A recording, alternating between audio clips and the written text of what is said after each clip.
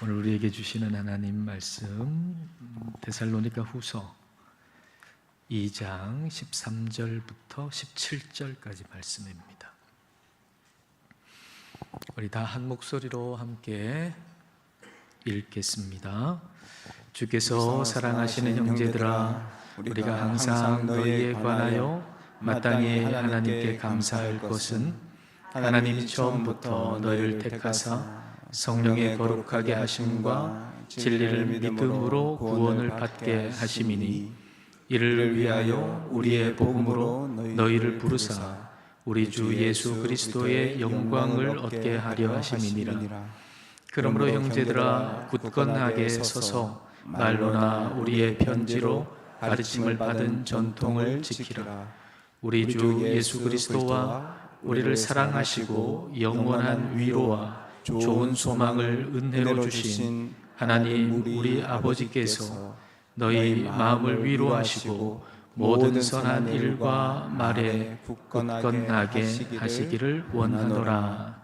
아멘. 건물의 공사는 포크레인이 땅을 파는 것으로부터 시작하는 것처럼 보이지만, 진짜 시작은 설계자의 설계도 도면을 그리는 데서부터 시작하죠. 우리의 존재도 마찬가지입니다. 나라고 하는 존재는 생물학적으로 태어난 그날이 시작이 아닙니다. 시간과 공간이 만들어지기 이전 하나님 안에서 나라고 하는 설계도가 그려질 때 나라는 존재는 이미 시작되었습니다. 자, 오늘 본문 13절 말씀입니다.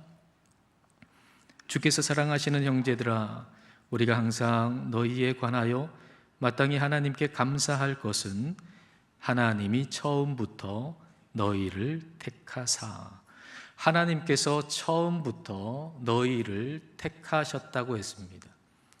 처음부터, 이 처음이라고 번역된 헬라어 아르케는 요한복음 1장 1절의 태초에라고 번역되어 있습니다.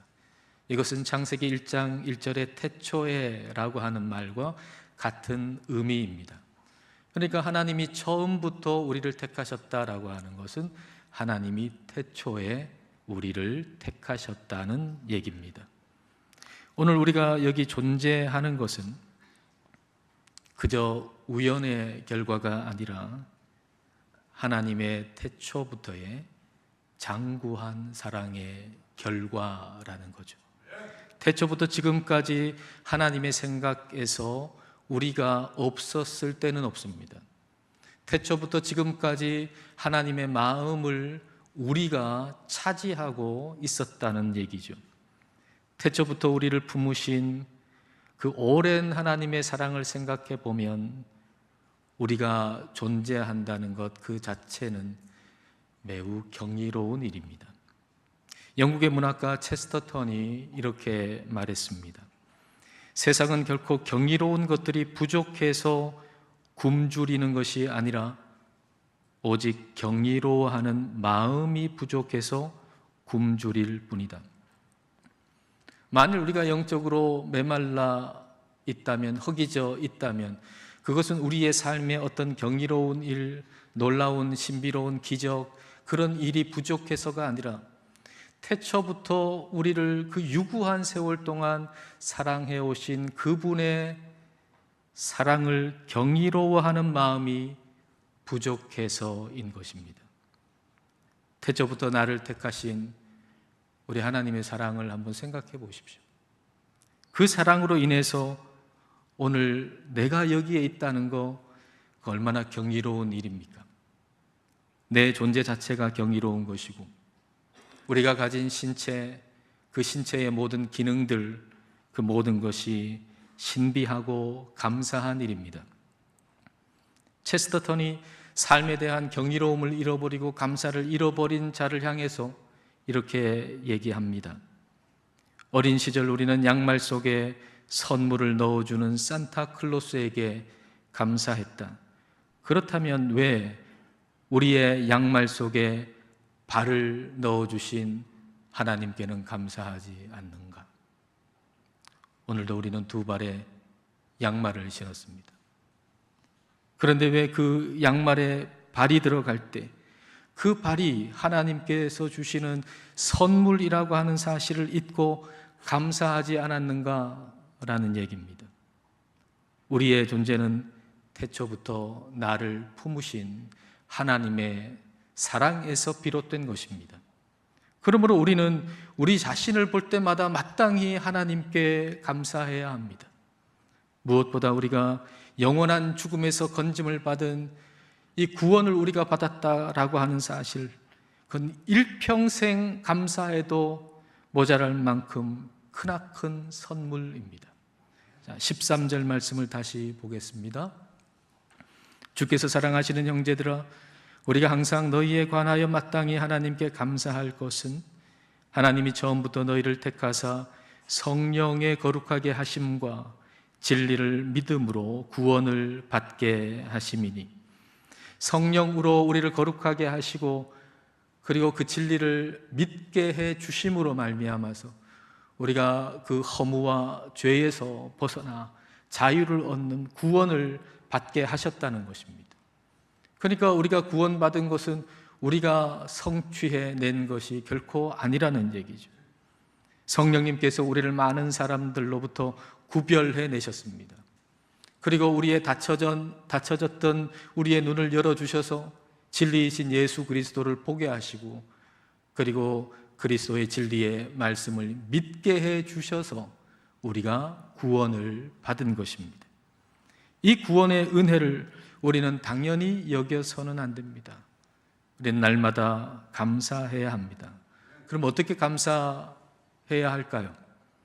우리 주님이 우리를 구원하신 그 목적이 무엇인가 라고 하는 걸 알고 그 목적대로 매일의 일상을 살아가는 것이죠.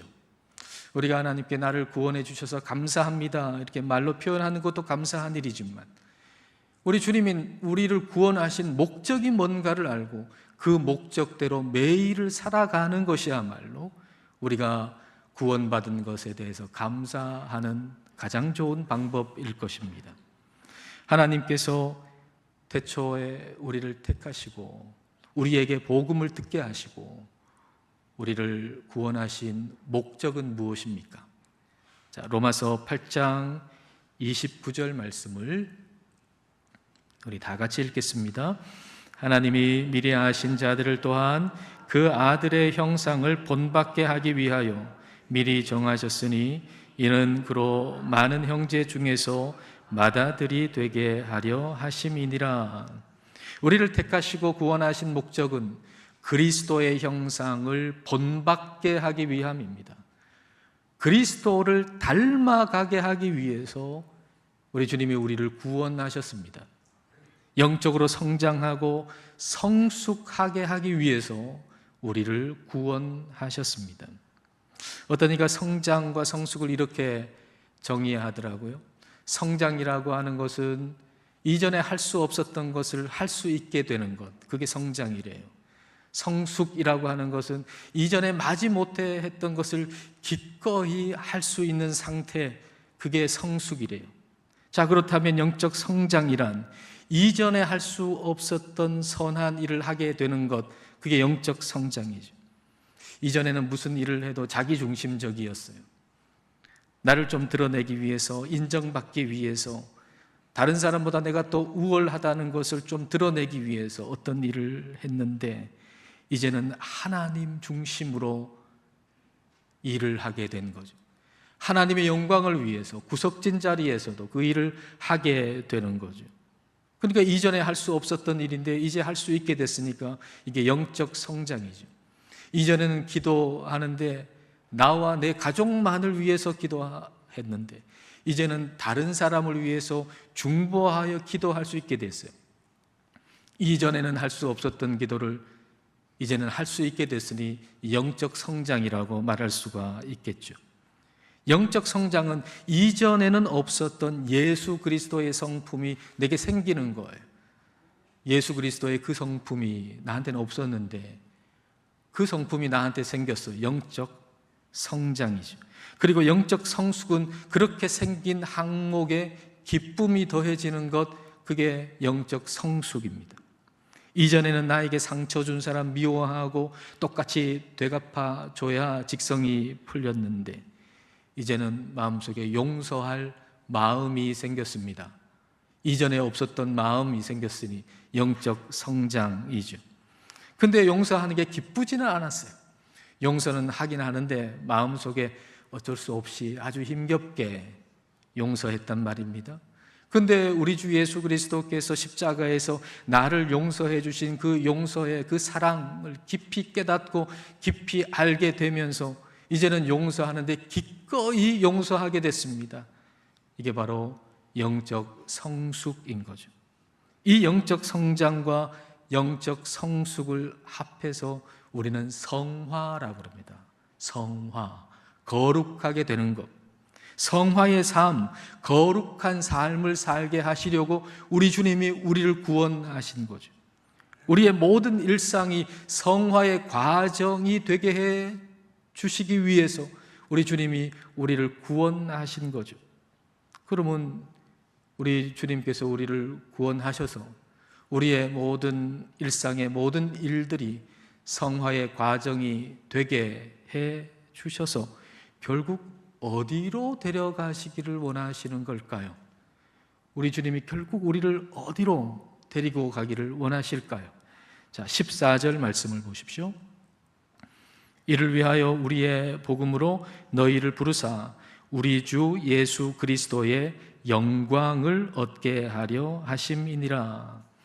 우리 주 예수 그리스도의 영광을 얻는 데까지 우리를 데리고 가시려는 것입니다.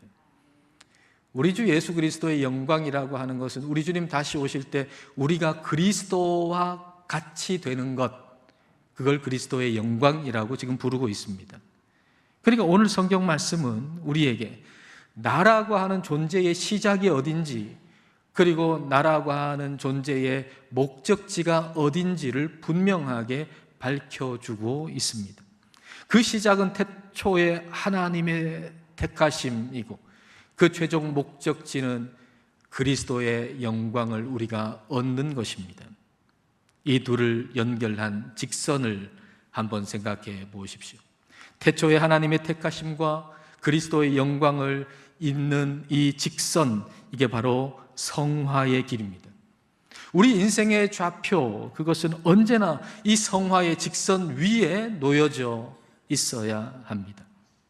뒤를 돌아보면 태초에 하나님이 나를 택하셨고 그 유구한 세월 동안 변함없이 나를 사랑하셨다는 것이 보이고, 그리고 앞을 바라보면 우리 주님이 나를 구원하셔서 그리스도의 영광을 얻는 데까지 나를 인도하신다는 것이 보이는 바로 그 위치, 그게 바로 성화의 직선 위인 거죠. 우리의 인생에 일어나는 모든 일들은 하나의 점과 같아요. 그리고 그냥 하나의 점으로만, 파편으로만 남아있으면 그 어떤 것도 의미가 없어요. 그러므로 그 점이 태초에 하나님의 택하심과 그리스도의 영광을 잇는 이 성화의 직선 위에 놓이게 해야 하는 거죠. 여러분, 성공이라고 하는 거 한번 생각해 보세요. 우리가 얼마나 성공하기를 원합니까? 근데 성공이 그저 하나의 점으로만 남아있으면 결국은 흩어지고 결국은 사라져서 의미 없어집니다. 그러나 그 성공이 영적 성장과 영적 성숙으로 이어지면 그건 의미 있는 성공이 되는 거죠. 어떤 회사나 부서에 여러분이 장이 됐다, 최고 책임자가 됐다라고 한번 해보세요. 그거 얼마나 성공입니까? 큰 성공을 거둔 거죠. 그리고 그 성공으로 인해서 이전에 그 조직의 부조리함에 대해서 이전에는 어떻게 할 수가 없었는데 이제는 책임자가 돼서 그 부조리함을 바꿀 수 있게 됐어요. 이전에 할 수 없었는데 지금은 할 수 있는 거, 영적 성장이라고 할 수 있겠죠. 그리고 그 부서에, 그 회사에 있는 사람을 그리스도의 사랑으로 참으로 사랑하고 섬기면서 그들과 함께 일을 하고 그 조직을 이끌어가게 됐어요. 그렇다면 그 성공은 성화의 직선 위에 있는 의미 있는 성공이 된단 말이죠. 실패도 마찬가지입니다. 그 실패가 실패로만 남으면 진짜 실패예요. 그러나 그 실패로 인해서 이전에 내가 가졌던 오만과 교만이 깨어졌어요. 그리고 이전에는 없었던 약자들에 대한 긍휼한 마음이 생겼어요. 이전에는 나 잘난 맛으로 살아서 좀 뭔가 약하고 부족한 사람 보면 내 마음속에 교만한 마음이 들었는데, 이제는 그들을 이해하고 또 긍휼한 마음을 가지게 됐어요. 이전에는 가치 없다고 생각해서 억지로 하던 일을 이제 기꺼이 기쁨으로 하게 됐어요. 이와 같은 영적 성장과 성숙이 일어났다면 사람들이 실패라고 부르는 그 일은 성화의 직선 위에 있는 의미 있는 일이 되는 것이죠. 아무리 좋은 것도, 아무리 높은 지위도 그저 한 점으로만, 한 파편으로만 있으면 소멸되고 의미가 없습니다. 이 성화의 직선 위에 올라가는 일만이 영원하게 남습니다. 그러므로 우리는 흩어진 인생의 점들, 파편들, 이걸 성령의 도우심을 받아서 이 성화의 직선 위에 올려놓는 작업을 해야 합니다. 갑작스러운 질병, 예기치 못한 일들, 그리고 뜻밖의 성공, 성과 등도 그저 한 점으로만 있게 만들지 말고 이 성화의 직선 위에 올려서 그 모든 일들이 그리스도의 성품을 닮아가게 하는 도구가 되도록 만들어야 한다는 거죠. 성공이든 실패든 건강이든 질병이든 그걸 그리스도의 성품을 닮아가게 하려는 우리 주님의 훈련이라고 해석해내는 거, 그게 바로 성화의 직선 위에 우리의 모든 삶을 올려놓는 것입니다. 그러면 이 성화의 길을 지금 우리가 끝까지 가기 위해서 우리가 어떻게 해야 될까요? 자, 15절 말씀을 보십시오. 그러므로 형제들아 굳건하게 서서 말로나 우리의 편지로 가르침을 받은 전통을 지키라. 말로나 우리의 편지로 받은 전통을 지키라. 다시 말하면 하나님의 말씀을 굳게 붙들어라, 그 말이죠. 성경 말씀을 굳게 붙들어라, 그 말이죠. 위대한 전도자였던 D.L. 무디가 어느 날 간증을 했는데, 간증의 내용이 이런 거예요. 내가 하나님께 믿음을 달라고 기도한 시간만 합쳐도 몇 달은 좋게 될 것입니다. 내 생각으로 믿음이란 번갯불과 같이 어느 날 나를 확 달아오르게 할 어떤 것인 줄 알았습니다. 그러나 수없이 기도해도 믿음이 오지 않았습니다. 그러던 어느 날 나는 로마서 10장을 읽다가 그런즉 믿음은 들음에서 나며 들음은 하나님의 말씀으로 말미암느니라는 구절을 보았습니다. 그 즉시 나는 성경을 부둥켜 안고 믿음을 구했습니다. 그리고는 성경을 다시 펴서 하나님의 말씀을 읽기 시작했더니 믿음이 자라나기 시작했습니다. 이런 믿음 없이는 성화의 길을 걸을 수가 없습니다. 그리고 하나님의 말씀 없이는 믿음이 자랄 수가 없습니다. 따라서 성화의 길을 걸으려면 반드시 하나님의 말씀을 굳게 붙들어야 합니다. 우리는 날마다 하나님의 말씀을 묵상해야 합니다. 성경 읽기는 아무리 강조해도 지나치지 않습니다. 성령의 도우심을 구하고 우리가 성경을 읽고 묵상하게 될 때 우리가 분명하게 알게 되는 것이 있죠. 그게 뭔가요? 우리가 정말 많은 걸 받았구나라는 사실입니다. 우리가 성경을 펼쳐 읽고 묵상하기 시작하면 우리는 우리가 진짜 많은 것을 받았구나라고 하는 사실을 알게 됩니다. 그러므로 말씀에 기초한, 하나님 말씀에 기초한 기도는 부족함으로부터 출발하는 기도가 아니라 충만함으로부터 출발하는 기도입니다. 자, 16절 말씀을 볼까요? 16절을 같이 읽겠습니다. 우리 주 예수 그리스도와 우리를 사랑하시고 영원한 위로와 좋은 소망을 은혜로 주신 하나님 우리 아버지께서, 하나님이 그리스도와 우리를 사랑하신다 그랬습니다. 그 말이 무슨 말인가요? 우리 하나님이 그 아들을 사랑하시는 것처럼 우리를 사랑하신다는 말이죠. 그리고 영원한 위로와 좋은 소망을 은혜로 주신다는 거예요. 우리를 사랑하셨고 우리에게 위로를 주셨고 우리에게 소망을 주셨습니다. 이게 우리의 기도의 출발인 거예요. 우리의 기도는 부족함으로부터 나오는 게 아니에요. 부족해서 달라고 하는 게 우리의 기도가 아니에요. 우리는 충만함으로부터 기도하는 것입니다. 이미 주신 건 너무 많아서 그걸 감사하며 이미 그렇게 주신 하나님께서 오늘도 주실 것을 확신하며 기도하는 것, 그게 바로 구원받은 자의 기도입니다. 우리를 사랑하셨고 위로하셨고 소망을 주신 그 하나님이 오늘도 우리를 사랑하시고 우리에게 소망을 주시고 우리를 위로하실 걸 확신하고 우리가 기도할 수 있다면, 그 하나님이 우리와 함께 계심을 우리가 확신한다면 우리가 무엇을 두려워하겠습니까?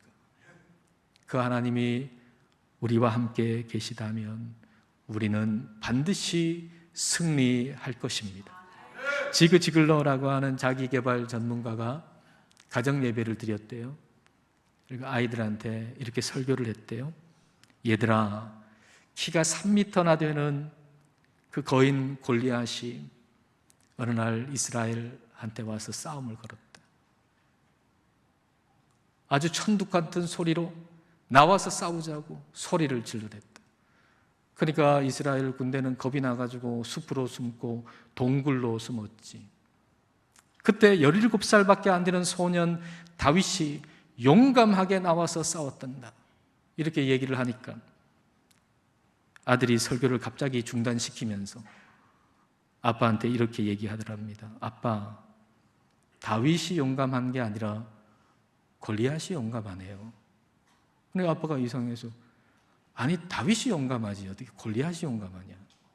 그러니까 아들이 이렇게 얘기하더랍니다. 아빠, 다윗은 아무리 조그마해도 하나님이 함께 계시니까 싸우러 나가는 거 당연하지만 골리앗은 아무리 커도 하나님이 함께 계시지도 않는데 자기만 믿고 싸우는 것이 얼마나 용감한 일입니까?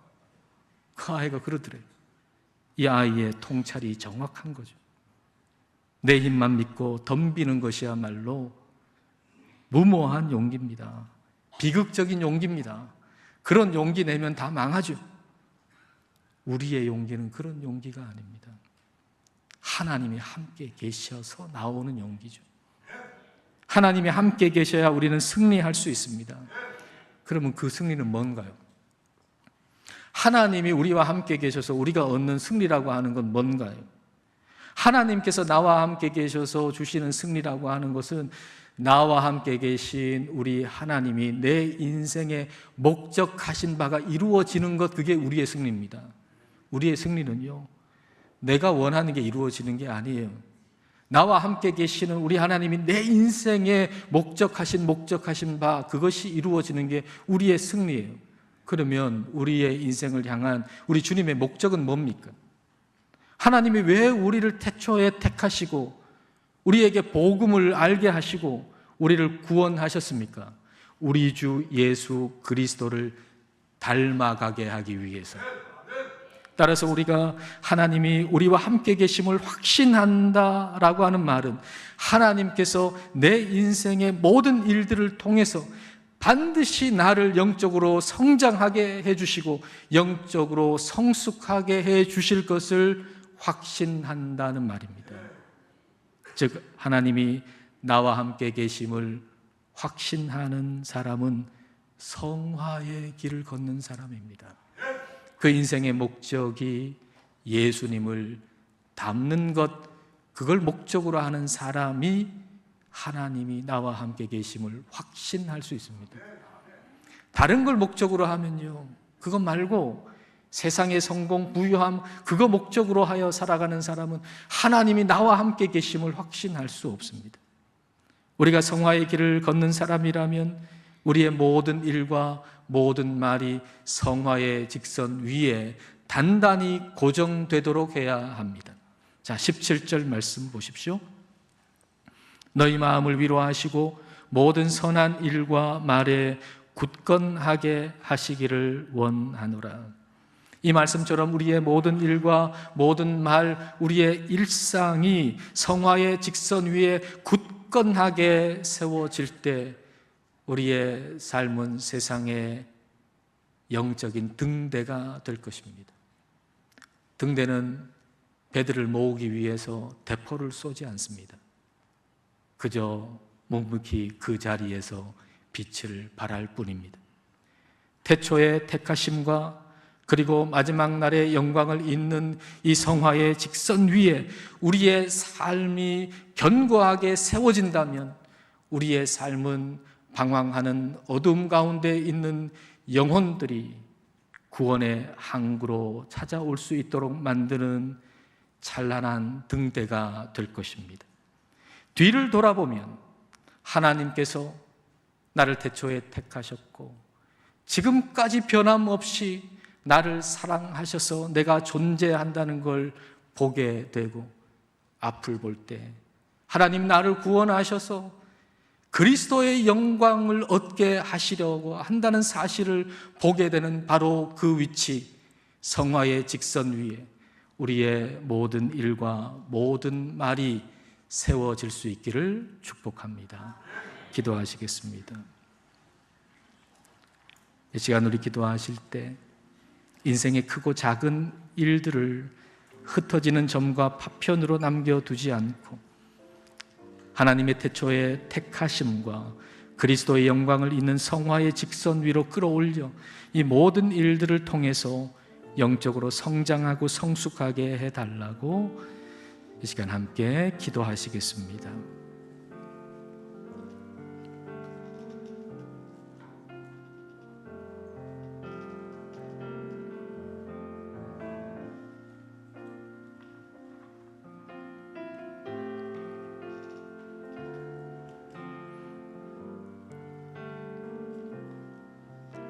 존귀하신 하나님 아버지, 시간과 공간이 창조되기 전 태초에 우리를 택하시고 장구한 세월 동안 단 한순간도 우리를 잊지 않으신 그 크신 사랑에 감사드립니다.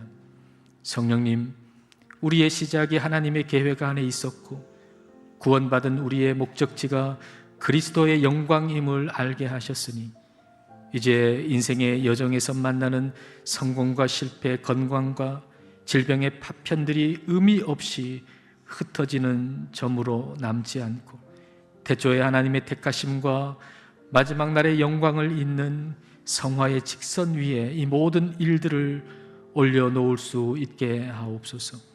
그리하여 이전에는 할 수 없었던 선한 일을 행하는 영적 성장과 하기 싫었던 일조차 주님을 위해서 기꺼이 감당하는 영적 성숙이 우리의 인격 속에 열매 맺게 하옵소서.